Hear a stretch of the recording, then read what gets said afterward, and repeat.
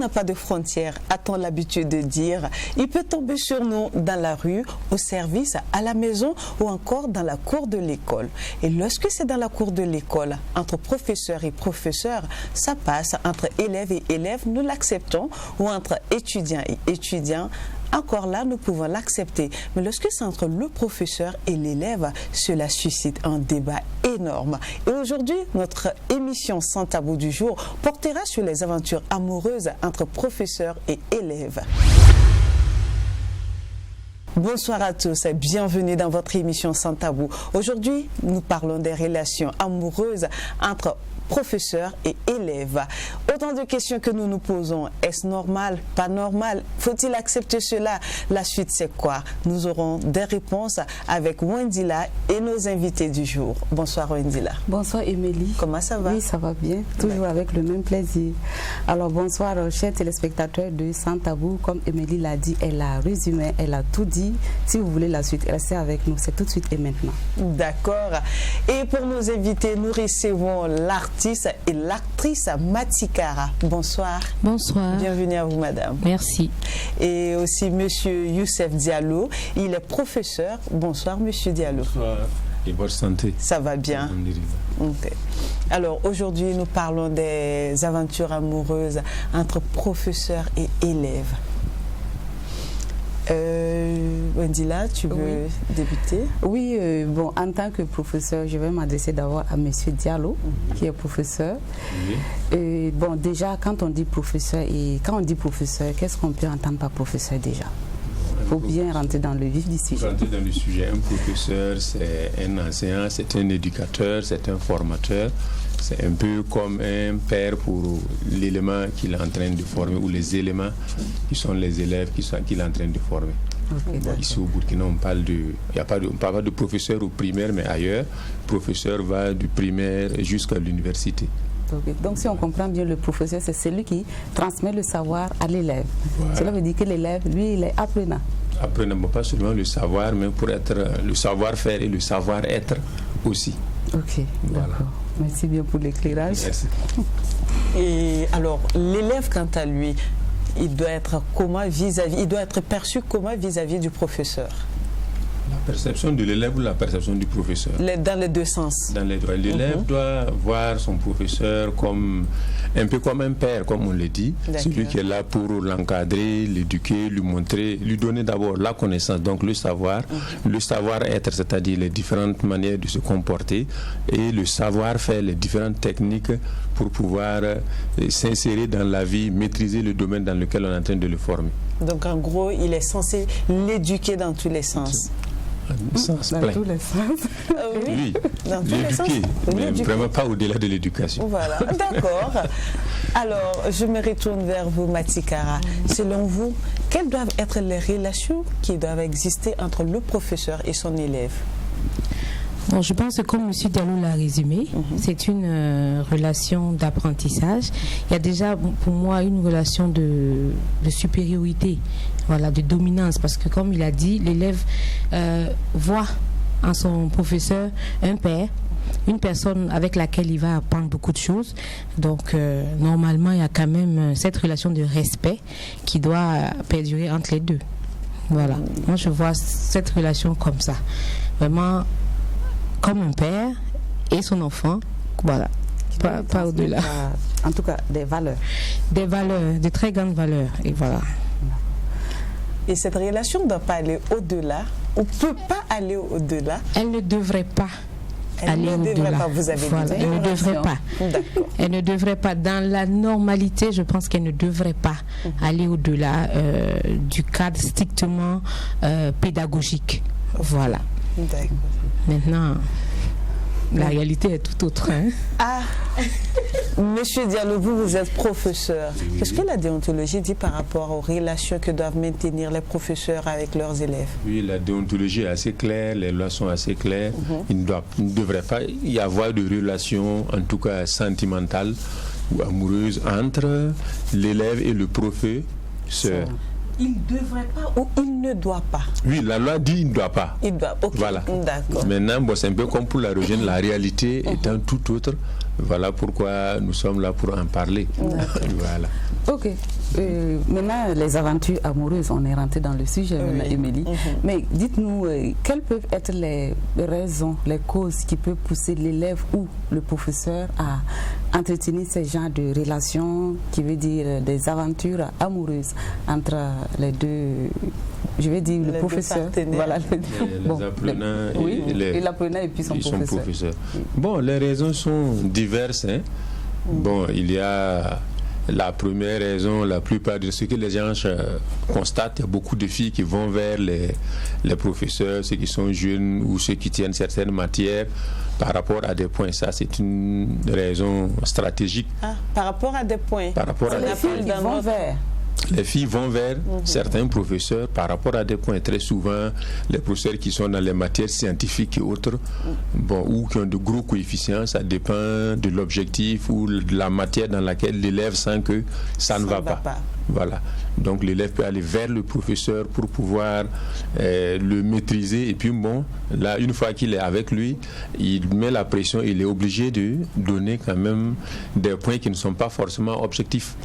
Donc ce que nous appelons dans notre jargon les notes sexuellement transmissibles existe vraiment. Ça existe vraiment et c'est malheureux, mais c'est comme ça. C'est malheureux, mais c'est une réalité. Et beaucoup de professeurs, très souvent, empathisent, mais c'est eux qui sont les premières victimes quand il y a une situation qui est découverte. Parce que si le professeur n'a pas cette capacité de se retenir, de se maîtriser vis-à-vis de toutes ces petites propositions, ces taquineries et autres, il va tomber dans le panier de l'élève qu'on pense être beaucoup plus jeune, donc moins aguerri, moins conscient et autres, mais très souvent ce n'est pas forcément la réalité. Très souvent les enfants ont une longueur d'avance sur beaucoup de professeurs et de nos jours, par exemple, il y a beaucoup de jeunes professeurs qui sortent. Oui. Tout de 22, 25, il y a même les directs. Aujourd'hui, un élève 18 à 19 ans, il a une licence, il peut déjà à 21 ans postuler à un concours de professeur direct.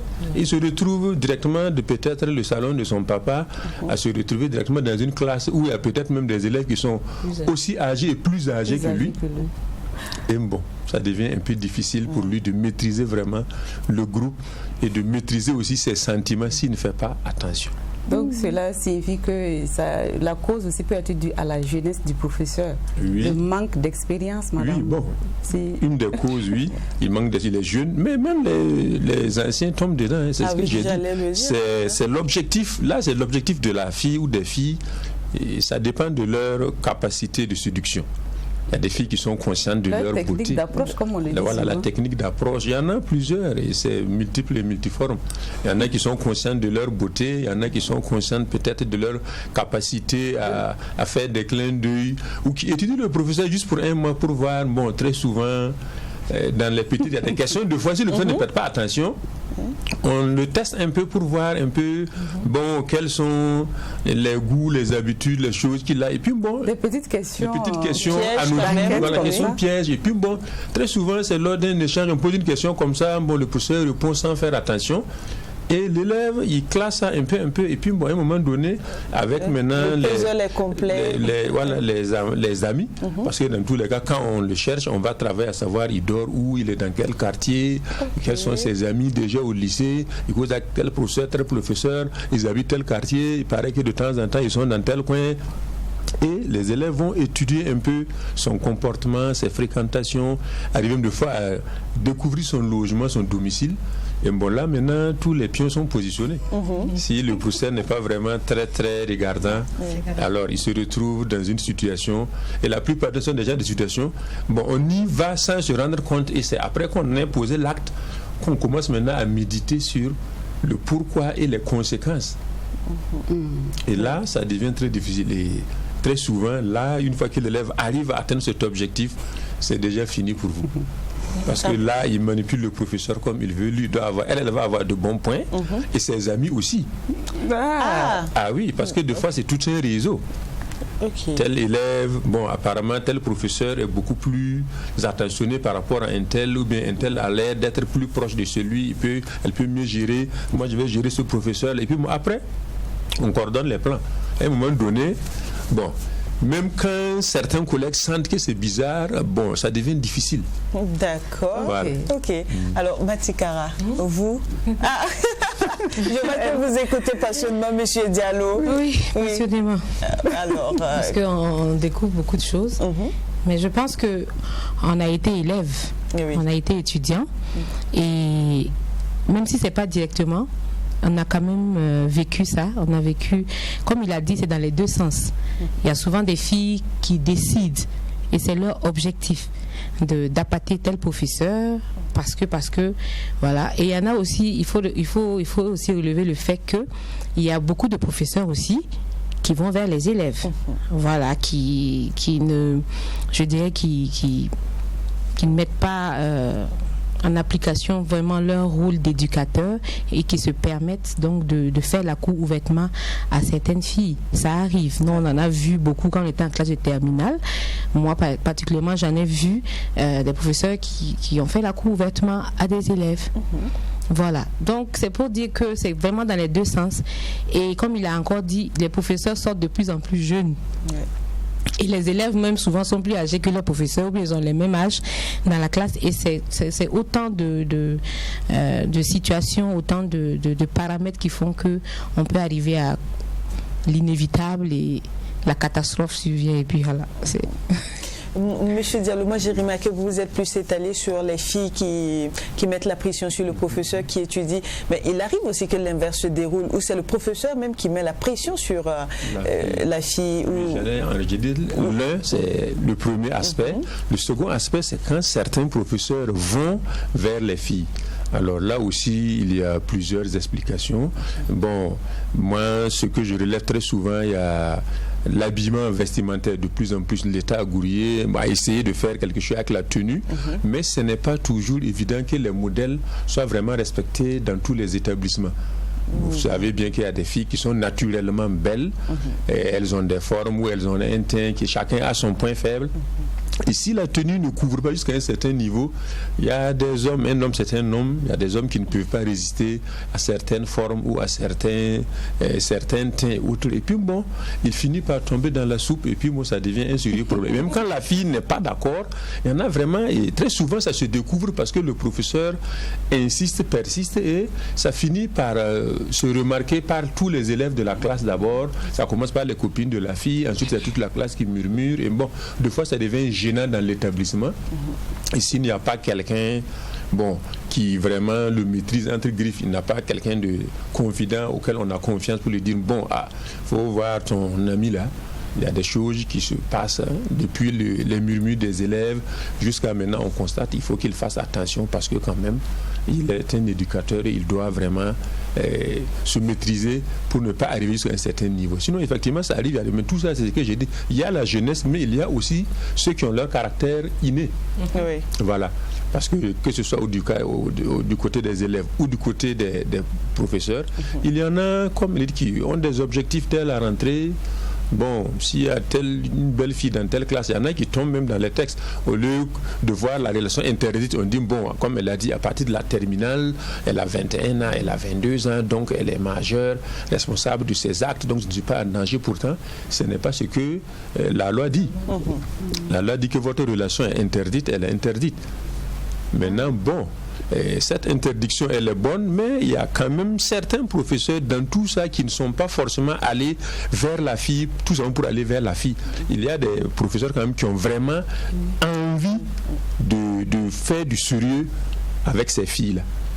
Et très souvent, si la fille comprend ça ou essaie d'étudier, elle va trouver le moyen qu'il puisse se voir de façon discrète. Maintenant, si ce n'est pas le cas aussi, c'est tant pis pour le professeur. Il aura insisté, ça ne marchera pas. Sinon, il y a quelques cas quand même. C'est vrai que la loi l'interdit, mais il y a beaucoup de professeurs, un certain nombre de professeurs qui ont marié leurs élèves. Et ça se passe bien, ils ont vécu en paix, et très souvent, on fait le mariage. C'est peut-être au vu aussi de tout le monde de l'administration, comme on voit cet aspect d'interdiction-là, ça arrive. Seulement qu'on ne peut pas se baser sur ces quelques exceptions-là pour vraiment légaliser cette relation-là. Il faut qu'on reste vraiment sur le fait que ce soit vraiment interdit. Et comme ça couvre tout le monde, mais ça n'arrange pas forcément les choses. Parce que vous savez que toute chose interdite devient attrayante. Voilà. C'est vrai. Oui. On veut chercher ce qui est caché. Voilà. Mais oui, je peux. Non. On a parlé plus des professeurs et puis les filles. L'inverse peut arriver lorsque c'est une dame qui séduit son élève qui est un jeune homme de sa classe. Moi, j'aimerais savoir en ce moment comment ça se passe. Oui, ça arrive. Hein? Ce sont des situations des plus rares, mais il y en a. Je sais qu'il y a eu un cas, je ne vais pas citer de nom ou de localité, un cas où c'est arrivé où un professeur a séduit un élève et ça s'est soldé par une grossesse. Par un bébé. Par un joli bébé, et puis bon, la vie continue. Donc bon, mais ce sont des situations où, bon, ça c'est un adulte qui sait ce qu'il fait, mais il y a eu des situations aussi où des professeurs dames ont été aussi séduites par des jeunes garçons, mais c'est ce que j'ai dit, c'est un peu aussi la jeunesse. Quand le professeur est d'un certain âge, c'est la femme qui s'organise pour vraiment mettre le gars dans toutes les conditions. Ça se lie une petite amitié. En tout cas, elle sait comment attirer l'attention de l'élève pour qu'en fin de compte, d'une simple relation élève-professeur, ça passe à une relation peut-être d'amis ou de service demandé. Et puis bon, ça se termine par l'objectif qui était visé. Qui va être atteint en fin de compte par cette dame-là. Mais là, c'est quand la dame est d'un certain âge. Sinon, quand elle est assez jeune, très souvent, c'est ce que je dis. C'est des petites relations qu'on ne prend pas trop au sérieux. Et puis, bon, l'inévitable arrive juste à un quart de tout ça. Le temps qu'on se rende compte, bon, on est dans la situation. Et la plupart de ce qu'on dit, une fois que c'est comme ça, bon, on n'a pas envie d'en parler, on n'a pas non plus à un moment donné envie d'arrêter, parce que bon, voilà un jeune élève tout vigoureux qui n'a rien à faire, bon, si c'est en tout cas pour faire plaisir à madame, il est prêt à tout moment, il n'a pas le temps, je suis occupé, je suis fatigué. Bon, pour lui c'est vraiment un job à faire, lui il est content, il veut vraiment montrer ses capacités réelles. Capacité ses capacités dans quel physiques. Domaine là? Parce que quand la dame va vers lui, c'est un peu plus, beaucoup plus pour ça. Sinon, on voit rarement des professeurs dames qui vont vers des élèves et puis se terminent par un mariage, c'est rare. C'est vraiment et moi, je voulais demander, est-ce que souvent ces dames-là sont mariées? Il arrive qu'on retrouve des dames mariées dans ce cas? Il arrive qu'on retrouve des dames mariées dans ce cas. Et c'est là même que c'est compliqué. Je sais que j'ai rencontré un professeur lors d'un examen où on disait que bon, il est allé au lycée, il est revenu à la maison, il a trouvé que bon, sa femme était avec un de ses élèves. Bon, donc du coup, ça devient une situation... En ce moment, qui abandonne l'école ou bien est-ce que les deux ont continué à se côtoyer toujours? Ah bon, la relation familiale maintenant a pris un coup. Oui. Et il faut que l'administration essaie de voir comment gérer cette situation-là, parce que déjà, le choc psychologique et tout ça, la plupart du temps, une personne décide à ce qu'on l'affecte, et puis bon, elle part. Bon, l'élève, lui, la plupart du temps, quand c'est comme ça, il disparaît dans la nature. Lui, il n'attend pas que l'administration agisse. C'est le professeur qui est très mal à l'aise. D'accord. Et toutes les causes que vous avez citées, moi, je vois qu'il y a une cause principale qui est d'abord la formation même de base, même des professeurs, en fait. Est-ce que dans leur module, il n'est pas mentionné quelque part que le professeur, quelle que soit la beauté, l'éclat, la forme de l'élève, ne doit pas, parce que à l'école, et c'est pour venir donner le savoir, transmettre le savoir-faire, le savoir-être. Mais en ce moment, ils sont en train de détourner la mission pour laquelle ils ont été formés. Voilà. Pour la mission qui leur est dévolue. Malheureusement, ce sont des êtres humains et bon, partout où il y a l'homme, il y a toujours un petit défaut quelque part. Et le malheur des anciens, c'est qu'ils sont très nombreux. Dans la fonction publique, je pense que les professeurs et les instituteurs réunis, ils sont autour de 40%. Donc il suffit qu'il y ait un professeur dans chaque lycée, et puis bon, ça devient un nombre énorme, et bon, on trouve que les professeurs ont fait ceci, les professeurs ont fait cela, alors que dans d'autres corps, ça se fait, mais bon, comme ils ne sont d'abord pas visibles, et ensuite ils ne sont pas en nombre, on arrive à terre. Maintenant, c'est pas pour revenir à votre formation, ce n'est pas forcément la formation. La plupart de ceux qui posent des actes ne sont pas inconscients, ils savent bien qu'est-ce que ça va produire comme effet si ça se découvre. Mais c'est leur capacité. C'est un peu comme dans les autres corps. On parle de corruption, de quoi. Il y a des choses qui sont interdites. L'argent, même c'est que ça, là, c'est interdit.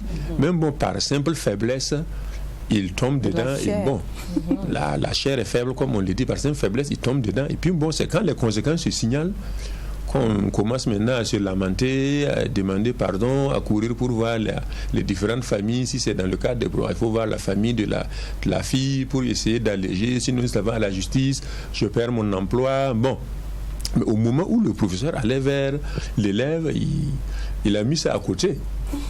Ah oui, parce que bon, il s'est fixé d'autres objectifs et c'est ça le problème. Sinon, c'est pas forcément un manque de formation.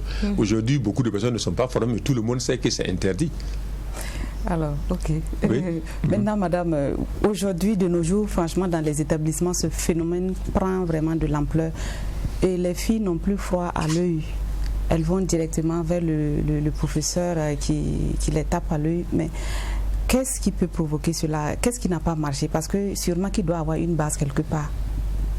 Bon, aujourd'hui, comme vous l'avez dit, il y a tellement de choses qui rentrent en ligne de compte avec Internet, avec tout ce qui se passe aujourd'hui. Les filles, elles n'ont plus peur d'affronter, elles n'ont plus peur d'aller vers... C'est devenu normal de draguer. Mais moi, il y a un point sur lequel aussi j'aimerais revenir, c'est le fait que moi, ce qui me désole, bon, quand la fille encore à un certain âge, elle est majeure et tout, on peut encore dire que la fille est allée vers le professeur ou quoi.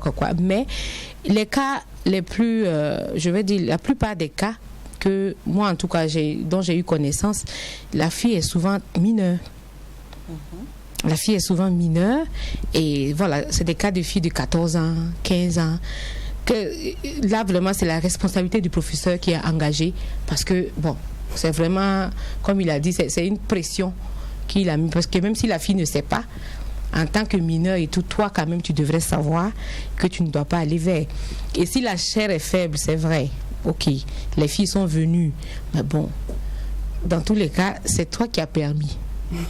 Je pense que si il y a des professeurs qu'on a dragués, qu'on drague toujours, qui sont dans l'enseignement depuis des décennies, qui ne sont jamais tombés dans ça. Qui ne cèdent pas à la tentation. Qui ne vont jamais le faire. Et il y en a aussi qui commencent même pas un an.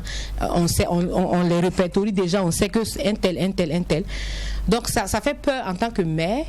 Parce que tu sais que ta fille voilà, est à l'école et tout, et tu as souvent peur. Tu te demandes à quel genre de professeur est-ce que tu as affaire. Voilà, il y a des questions que tu te poses. Oui, allez-y. Oui, il y a des questions que tu te poses. Et souvent même, moi particulièrement, je demande ton professeur, il est comment, il dit quoi, parce qu'il y a tout ça. Comme c'est d'abord l'éducation. C'est vrai qu'on transmet le savoir, mais les professeurs, ils causent avec leurs élèves. Il y a l'enseignement de la vie même qui rentre en ligne de compte. C'est pas seulement sa matière qu'il vient enseigner. Donc il y a souvent même la manière que le professeur parle avec les élèves, la manière dont il les aborde. Il y a tout ça. Il y a des petites choses que tu remarques. Moi, par exemple, je sais qu'il y a une amie de ma fille qui m'a dit notre professeur là, il aime les filles qui sont en forme là. Il aime les mettre au tableau. Et quand il les met au tableau, il va derrière et puis là, il regarde. Moi, je suis allée à l'école. Ah non, moi je ne laisse pas traîner. Moi je suis allée et puis j'ai signalé. Ou bien il aime dire des choses taquines. Tu peux te dire que c'est pas méchant, mais je trouve que ce n'est pas à dire à des élèves. Surtout pour des enfants. Voilà, ce n'est pas à dire. Ils sont au lycée, c'est vrai, mais il y a des choses qu'on ne dit pas. Tu peux pas dire, même tu n'as même pas à dire à ton élève tu es jolie ou bien tu as une belle forme ou quelque chose comme ça. Non, tu ne devrais pas. Tu ne peux pas. Parce que là, tu ouvres la porte. Et si ce sont des filles, comme vous l'avez dit, aujourd'hui, les filles n'ont plus peur. Aujourd'hui, on a banalisé tout. Tout est banalisé. Donc, elles vont se dire, bof, pourquoi pas? Pourquoi pas? Et c'est des filles qui apprennent, qui sont adolescentes. Il y a des tentations, elles apprennent la vie. Par contre, il y a des professeurs, quand elles nous disent, un tel nous a parlé, j'ai envie de rencontrer le professeur. Parce que, tu vois, il dit tout. il leur donne des conseils sur la vie. Voilà, c'est ça le rôle du professeur. Voilà, même les cas où ça a marché, c'est comme il a dit, ça ne doit pas être des cas d'école à citer pour encourager. Voilà, moi personnellement, j'ai une amie qui s'est mariée à son professeur, mais ils ont commencé, c'est vrai, en terminale, c'était pas ça, mais c'est quand elle est arrivée à l'université, quand il n'était plus son professeur, que l'histoire a vraiment commencé et aujourd'hui ils sont mariés avec des enfants. Mais ce n'est pas des choses à encourager. Moi, en tout cas, particulièrement, je trouve qu'il ne faut pas encourager ça. Non, mais parce que combien vont pouvoir attendre que la fille quitte et qu'elle n'est plus son élève? Voilà, combien? Donc, cette jeunesse dont il a parlé, là, bon, il faut bien qu'on resserre les choses, sinon ça fait peur. Mais ce que vous venez de raconter, l'histoire, elle est intéressante parce que le professeur veut la fille, voulait la fille pour le mariage. Comme il a dit, il y a des histoires de laquelle, voilà, il a pu attendre. Dans son intro, quand l'amour te surprend, bon, on sait tous ce que c'est que l'amour. Maintenant, que ça puisse te surprendre quand même, mais il faut que tu sois responsable dans la tête pour savoir qu'il y a des moments où, même si tu es amoureux là, hey, joue pas la terre, quoi. Faut pas. Lui, en tout cas, il était très jeune professeur et ils ont vraiment attendu que la fille aille à l'université avant qu'il ne commence une relation. Et c'était bien parce que nous, on était en terminale, on avait 19 ans et après, la fille, c'est pratiquement à ses 21 ans qu'ils ont commencé vraiment à sortir. Mais depuis la terminale, nous, on sentait. Quand un professeur est intéressé par une fille en classe, ça se sent. Les autres filles savent. Ah ben attends, ça se sent. Expliquez-nous un peu. Il ne le dit pas clairement, mais il y a des petites attentions, il y a des petits gestes, il y a des petits mots, il y a des petits regards. Bon, on est toutes des femmes, on sait, tu sens quoi. Et puis bon. Ouais. Moi, en même temps, j'ai envie de demander à ce moment-là, lorsque vous sentez cela, comment vous vous comportez vis-à-vis de ce professeur? Comment vous le regardez, comment vous le traitez, ou surtout quand vous savez que le professeur déjà il sort avec une de vos camarades de classe. Comment moi, par exemple, pour cette histoire, quand je sais que quand ça a commencé par des petits mots, et nous tout de suite on lui a dit que c'était pas correct, c'était pas bien. Elle non plus, elle n'était pas très chaude pour l'histoire au début, ça je l'avoue, parce que c'était pratiquement 2 ans après la terminale que leur histoire a commencé. Elle n'était pas chaude. Je ne sais pas si c'est parce qu'elle ne ressentait rien pour le professeur ou si c'est parce que c'était son professeur, je ne sais pas, mais nous en tout cas on avait dit que c'est pas une histoire qui bon, moi je suis de nature peureuse, donc du coup il y a des choses sur lesquelles il y a le feu là, moi je ne vais pas vers là-bas, quoi. Il y a des choses à éviter. D'accord. On va marquer une petite pause à poursuivre ce téléma et puis on revient juste après pour la suite de l'émission.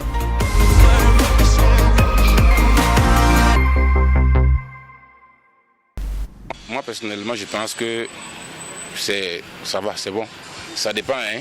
C'est parce que dans toutes les relations c'est l'aboutissement, on regarde. Si ça va bien aboutir, en tout cas il n'y a pas de souci. Il y a des professeurs aujourd'hui qui sont avec des élèves qu'ils ont enseignés dans une relation, et puis aujourd'hui ça va, ils sont mariés, ils ont des enfants, ils ont fondé une famille, ça va.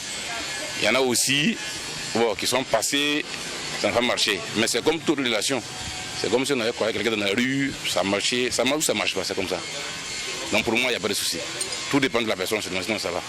Relation professeur et élève en tout cas, ça c'est pas normal, parce que à un côté on voit que non, c'est les élèves sortent avec les professeurs, bon, simplement parce que c'est pour avoir les bonnes notes, souvent. Et à un côté aussi, souvent aussi, les professeurs là aussi ils déconnent. Pas sortir avec un de tes élèves parce que non, tu aimes la fille, tu le proposes pour sortir avec toi pour avoir des bonnes notes, ça c'est pas normal. Donc je crois que ça c'est pas du tout bien. Et je pense que ce n'est pas une bonne chose parce que le professeur fait partie de l'éducation de l'enfant. Donc, du fait de se déshabiller devant l'enfant, ça fait un peu gauche, quoi. C'est pas intéressant. Ouais, il peut gâter en l'engrossant. Elle peut tomber enceinte, ça peut jouer sur ses études. Voilà. Je peux dire qu'aujourd'hui, le mal même de l'éducation, c'est ça.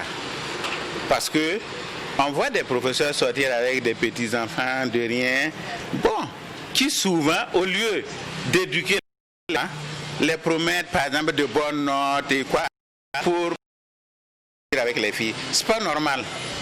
Et c'est ça qui tue l'éducation. Est-ce que vous comprenez? Voilà, si le professeur faisait correctement son travail, il n'y avait pas de problème. Mais moi, je renvoie la faute aux surveillants, aux censeurs des lycées. Vous voyez, non? C'est eux-mêmes l'erreur. La faute même vient de quoi? Vous voyez, non? S'ils faisaient leur travail, le professeur allait être correct et l'élève allait être correct.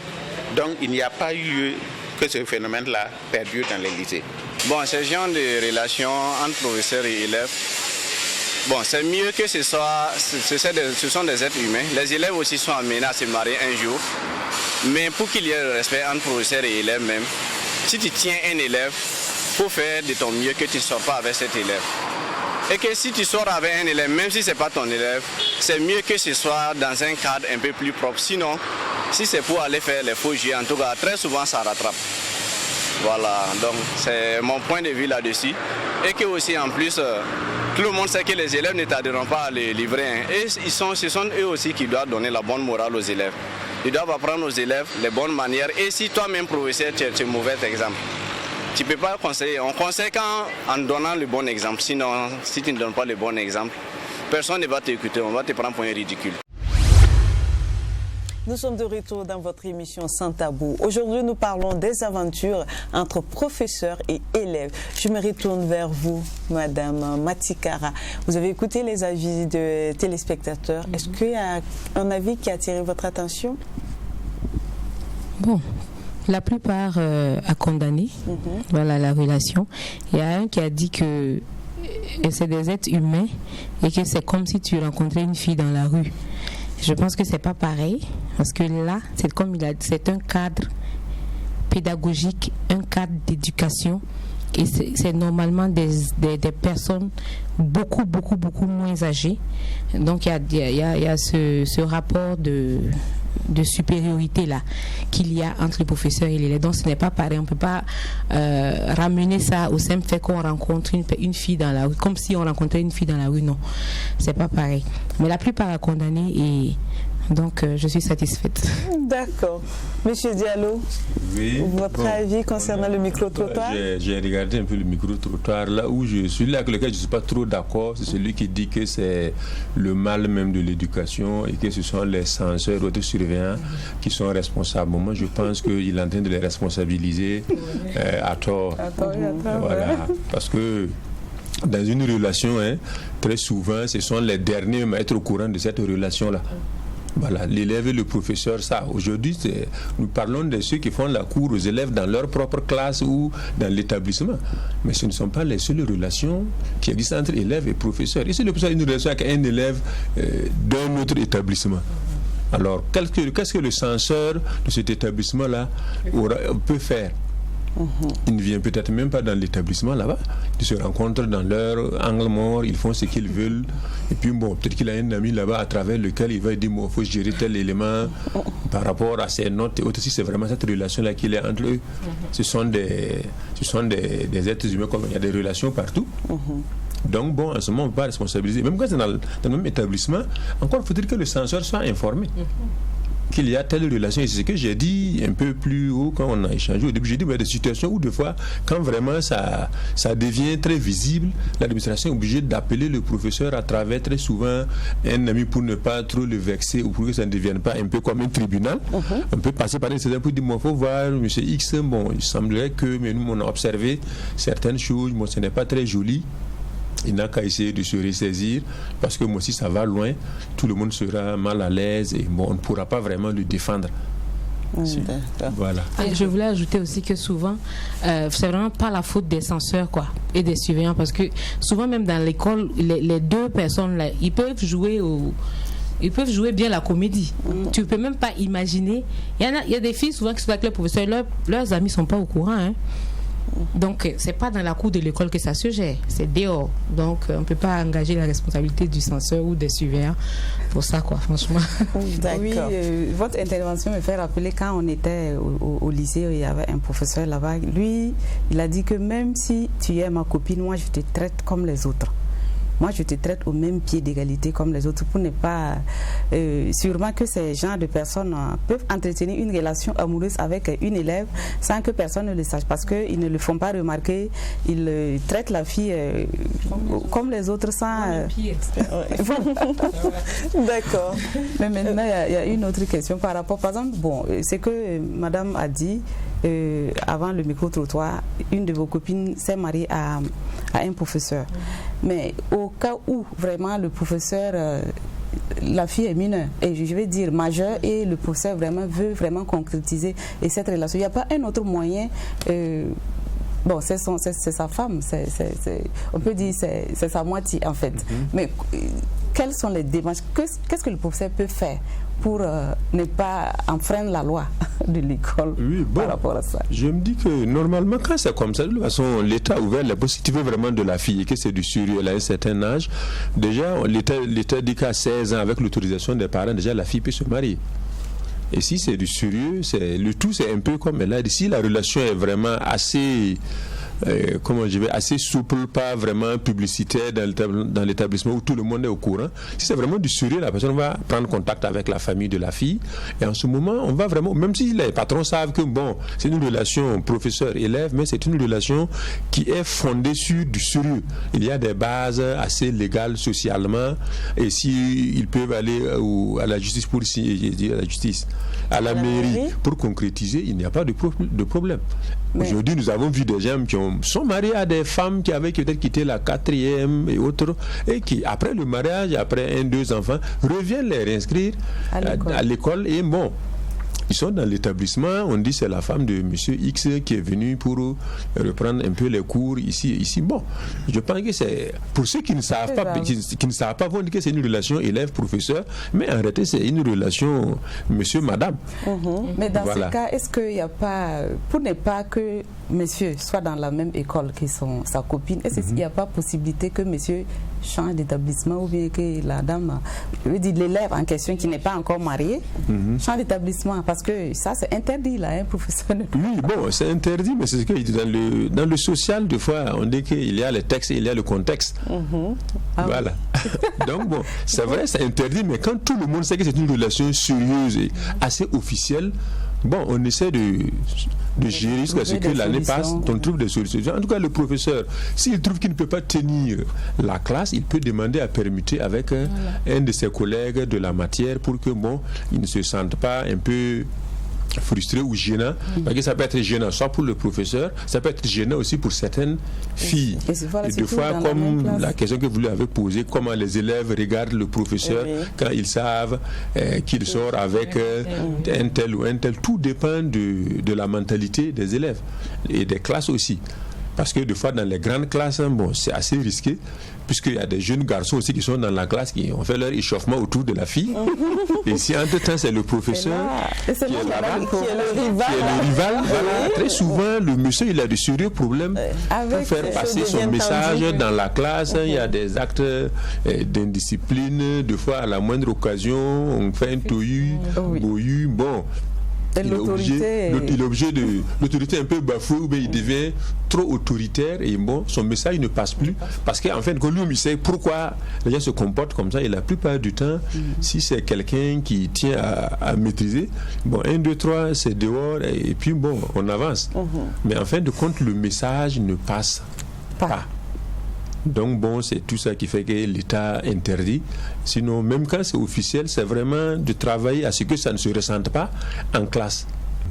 Je parle au niveau des filles. Est-ce qu'il n'y a pas à la maison, est-ce que ces filles qui vont franchement vers ces professeurs, est-ce que à la maison l'éducation a été vraiment de taille? Parce que Jean, vous voulez dire que c'est lié à l'éducation qu'elles ont reçue. Non, moi je ne pense pas.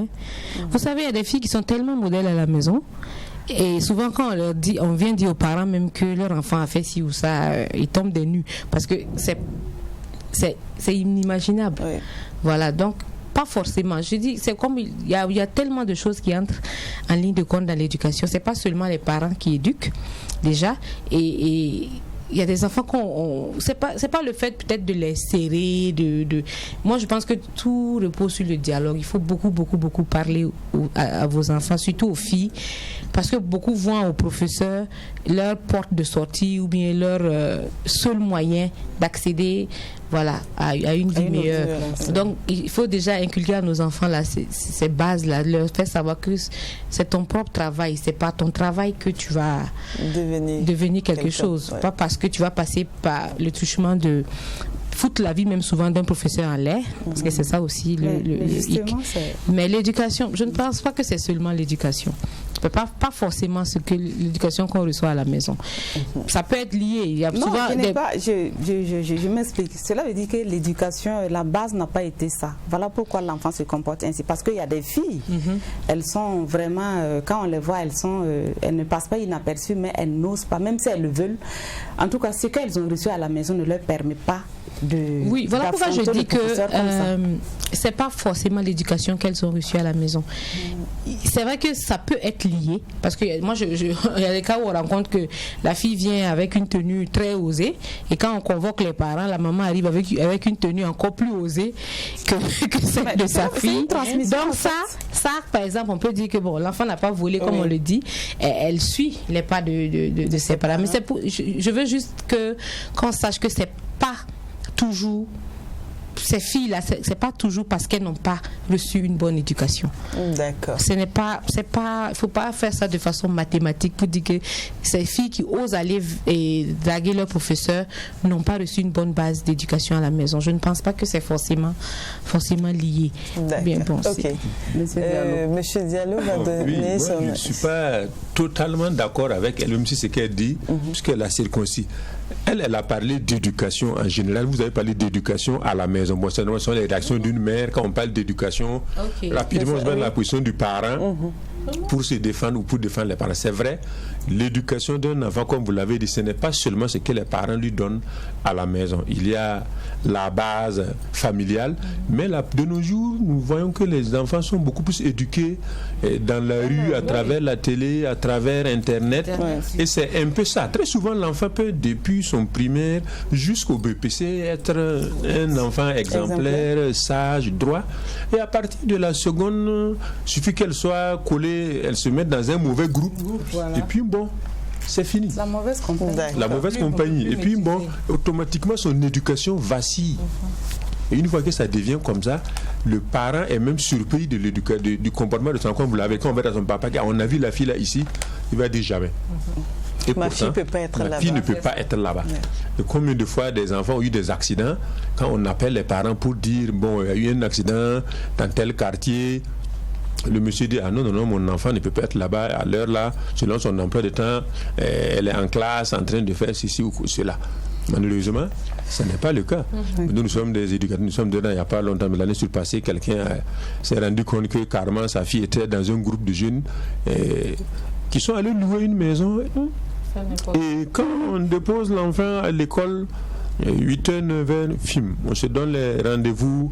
Aujourd'hui, c'est Internet. Et puis, on veut plaisir à son enfant. Ce sont les androïdes. Pip, pip, pip, pip.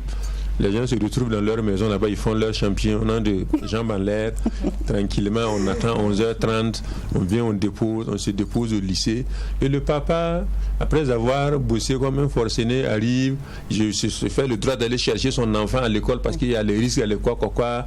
Et malheureusement, tout ce que tu es en train de faire comme effort est en train d'être détruit. Très souvent, pas en fin d'année, dès le trimestre même tu ne comprends pas. Et c'est quand en fin de trimestre le parent va pour comprendre qu'on lui sort toute une liste d'absences. Inexpliquées. Et deux fois, c'est dans tout ça là que le surveillant est mis dans la soupe, comme on l'a dit. Parce que deux fois, quand on trouve que ça va être bizarre, pour les garçons, dans certaines familles, on essaie de corrompre financièrement le surveillant. Et s'il est un peu dur, on va trouver une fille aussi qui va essayer de s'occuper de lui. Et s'il il est tombé dans la casserole, c'est fini. Vous sortez quand vous voulez, vous venez quand vous voulez. Et c'est tout ça qui amène ces problèmes de notes là. C'est tout un système. C'est tout un système que les enfants créent. Donc, c'était pour revenir un peu sur cette affaire de 14 ans, 15 ans. C'est vrai, il y a des professeurs qui vont vers les enfants, mais aujourd'hui, les enfants n'ont pas d'âge pour être dangereux. C'est Parce bien que dit. souvent, c'est vraiment des éléments qui sont dangereux. Bon, il faut les surveiller de très près, il faut faire attention à eux. Parce que ce sont les premiers d'abord à raconter tout ce qu'ils n'ont pas vu et tout ce qu'ils imaginent. Ils sont dans l'imaginaire en fait. Ils sont dans l'imaginaire. Donc, elle a été élève. Des fois, même le simple fait que le professeur appelle la même fille pour la commissionner 3 fois, va acheter des gâteaux au petit marché, on tire une conclusion. Alors que très souvent, ça n'a rien à voir. Je trouve que c'est peut-être un élève qui est beaucoup plus rapide que les autres. Quand tu l'envoies, c'est vraiment une exécution du tic au tac. Mais dans tout ça, après, les élèves créent tout un système, tout un mythe autour de ça. Et très souvent, la relation finit par se gâter. Parce que le professeur, quand il va apprendre, c'est comme ça, bon, il faut laisser. C'est parce que je t'envoie que ce sont des problèmes. Si je ne t'envoie plus, c'est fini. D'accord. Oui. Merci beaucoup. Et cette fois-ci, on va aller faire un tour sur la page de l'émission Sans Tabou. C'est sur Facebook. Nos internautes aussi, ils ont donné leurs avis et Wendila va nous lire ces avis-là. Alors, nous avons la réaction de Nabon Swende, Blaise Yelkouni, qui dit que ce genre de relation, c'est à éviter. L'élève ne peut plus se concentrer pour suivre son cours. En plus, il ou elle sera traité différemment que les autres, c'est-à-dire favorisé surtout au niveau des devoirs. Il y a Gorwin Nabi qui dit que ce genre de relation qui démolit toute la substance de l'exemple que vous êtes censé donner en tant qu'éducateur à des gens que vous devrez instruire et éduquer. Nous avons Lucien Zoumouré qui dit que l'amour est une question de cœur et non de statut. Si de telles aventures peuvent aboutir au mariage, il n'y a aucun souci. Nous avons Karim Bazé qui dit qu'il est normal qu'il y ait ou qu'il peut avoir relation entre un apprenant et un enseignant et un apprenant. Ce sont des hommes et des femmes aussi, tout autre, comme tout autre. Des élèves ou des enseignants ont eu à fonder une famille grâce à cette relation et j'avoue, sans mentir, que 50% des enseignants ont marié une de leurs élèves. Cependant, ce qu'il faut déplorer et dénoncer, ce sont les harcèlements sexuels ou les notes sexuellement transmissibles. Ici, nous avons la réaction de Gilbert Kavori qui dit que ce phénomène prend de l'ampleur de nos jours dans notre société. En effet, étant donné que l'attractivité est naturelle entre l'homme et la femme, on ne peut pas l'éviter dans nos différents établissements. Cependant, le professeur ou l'élève doit veiller à ce que ça n'affecte pas dans les évaluations et autres. Par exemple, donner une bonne note à sa copine ou à son copain, inégalement aux autres sans qu'il ou elle ait le niveau. Voilà la réaction. Émilie.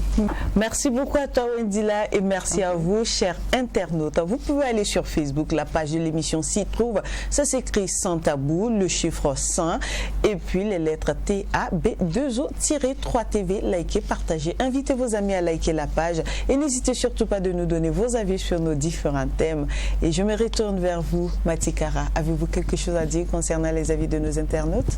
Je pense que les avis se rejoignent par rapport à ce qu'on a eu à dire ici. C'est toujours mitigé. Il y en a qui condamnent, il y en a qui acceptent, il y en a qui tolèrent. Donc, allons pour... Moi, en tout cas, je suis contre. D'accord. Maintenant... Quand c'est fait dans un cadre, comme il a dit, plus propre, je sais pas c'est quoi le cadre plus propre. Mais peut-être qu'il faille faire beaucoup de choses pour encadrer cela, pour que ça ne tombe pas dans un effet de mood. D'accord. Voilà, parce que si jamais on dit que c'est bon, à nous aller, faut pas qu'on tombe dans l'excès. Voilà, c'est ma crainte. Et il faut vraiment qu'on préserve parce que moi, mon professeur, c'était comme un demi-dieu. Il y avait ce mythe-là. C'est ce mythe-là qui a disparu aujourd'hui. Voilà, parce qu'on voit les professeurs qui s'asseyent avec leurs élèves dans des maquis. On voit tout ça. Donc, ça a démystifié même la profession même très honorable de l'enseignant. Sinon, moi, je sais que nous, en tout cas, à notre époque, nos profs, c'est quelque chose, quoi. On les regarde avec admiration jusqu'à tu veux même devenir comme eux. Mais il y a tellement de choses qui ternissent l'image des professeurs aujourd'hui. Heureusement qu'il en existe encore de très conscients et beaucoup. Il faut le voir. Il ne faut pas qu'un seul gâte le nom de tous. C'est quelques-uns. Monsieur Diallo, vous, qu'est-ce que vous avez à dire concernant les avis de nos internautes? Je pense que les internautes sont en train de chacun donner son avis, un peu comme nous sommes en train de le faire ici. En tout cas, comme elle a dit, il y en a qui sont d'accord, il y en a qui trouvent que si ça peut aboutir à un mariage, il trouve que c'est bien. Seulement, ce n'est pas ce que l'État dit. La loi dit que c'est interdit. Même bon, c'est un peu comme je l'ai dit, quand c'est dans un cadre propre. Quand je dis propre, c'est quand vraiment on sent que c'est du sérieux et qu'il y a des engagements qui sont pris auprès déjà des familles et de l'administration. Bon, on pense que là vraiment, il faut qu'on trouve le moyen de tolérer. Il y a les textes et le contexte, c'est du social et bon, il faut essayer de faire avec. Alors Matikara, moi je voudrais vous demander, selon vous, quelles sont les conséquences que ces aventures amoureuses peuvent engendrer?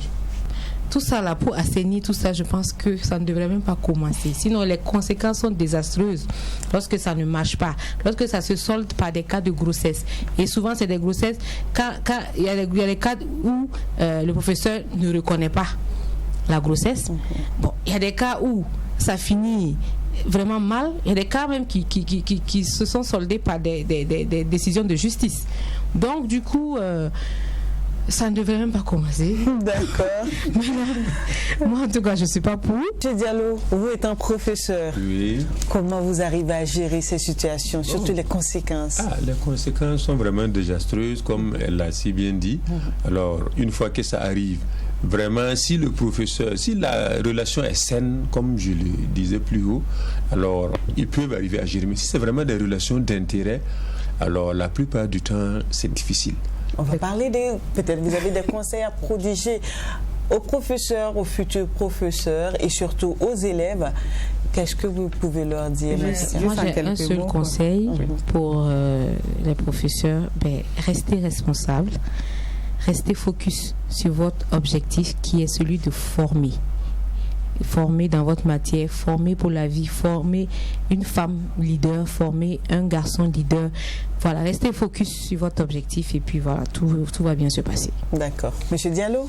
Oui, bon, je vais juste dire aux collègues de vraiment rester professeur, essayer en tout cas au maximum de ne pas avoir affaire à une fille vraiment pendant qu'on l'enseigne ou même, moi je préfère qu'il ne soit même pas dans le cadre dans lequel le professeur évolue. D'accord. Merci beaucoup à chacun d'entre vous. Allons maintenant écouter les conseils de notre sage et puis on revient juste après.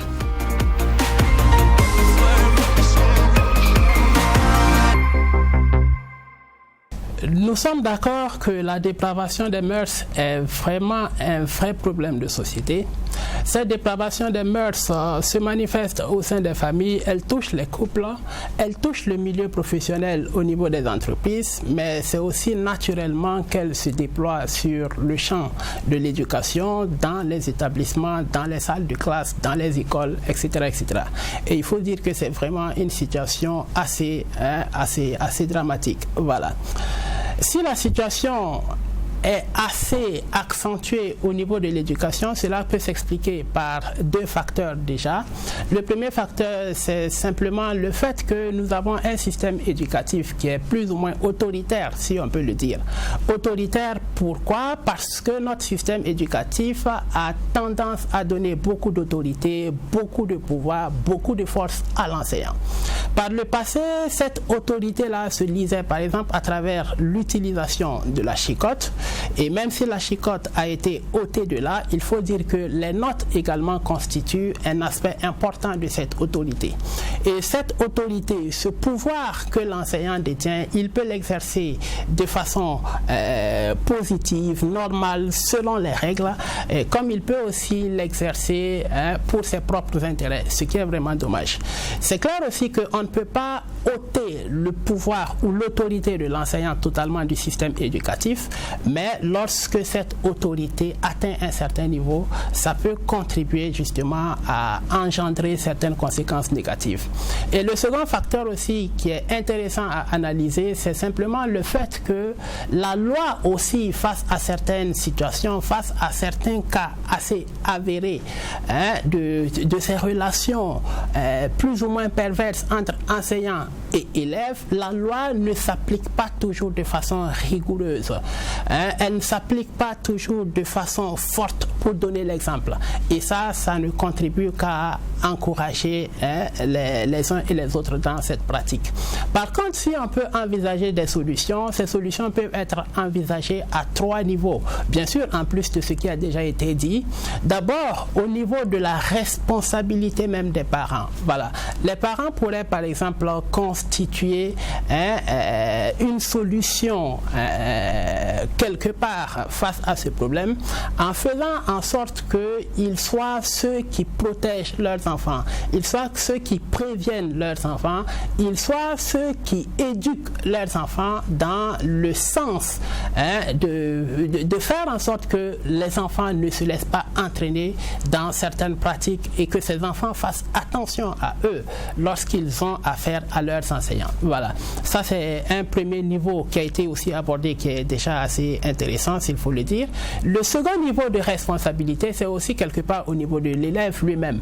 Lorsqu'il atteint un certain âge, surtout, lorsqu'il atteint une certaine maturité, il faut que l'élève aussi soit capable de se protéger lui-même à travers son attitude, à travers son comportement, à travers ses faits et gestes contre certaines situations qui peuvent être dommageables pour sa scolarité, pour sa vie scolaire, etc., etc. Voilà. Et le troisième niveau de responsabilité qui est assez important à souligner, c'est au niveau même des enseignants, au niveau des professeurs, au niveau des éducateurs. Voilà. Et là, il faut que l'enseignant, l'éducateur, soit celui qui donne l'exemple, soit celui qui montre le chemin, soit celui qui se soucie plutôt et surtout du bien-être de son élève et non pas de son propre bien-être.